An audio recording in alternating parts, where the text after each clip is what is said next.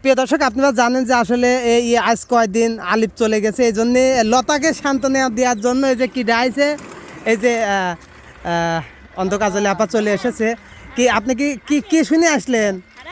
আমি শুনলাম যে আমার মেয়ের স্বামী বলে চলে গেছে। ও হ্যাঁ, তোমার মেয়ের স্বামী চলে গেছে, ঈদ খাতি গেছে, এখনো আসি নাই, বুঝছাও? আসে নাই না, এই জন্য তুমি সান্ত্বনা দিতে চাইছো না? হ্যাঁ লেসো লেসো যা যা। এই যে বহুদিন পরে এই যে লতার বাড়িতে কাজলি আপা এসেছে, দেখেন। হ্যাঁ, তুমি সেই কথা ঢালান, কিন্তু তুমি কিন্তু সাগরে নামতে চাও, পাহাড় থেকে নিচে নামতে চাও। আমার মেয়েটা কাবু হয়ে গেছে না। কাবু খালি কাবু না, ইতুটুক হয়ে গেছে।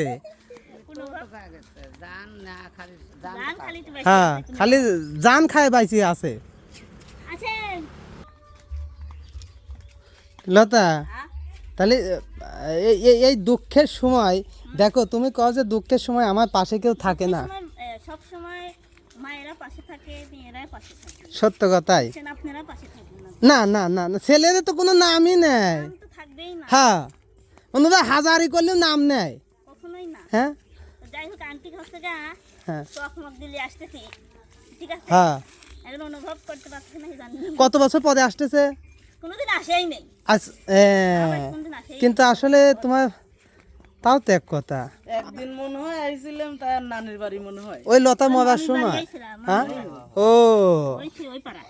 আচ্ছা ঠিক আছে, ভিতরে এসো, বসো বসো বসো, যাও যাও যাও।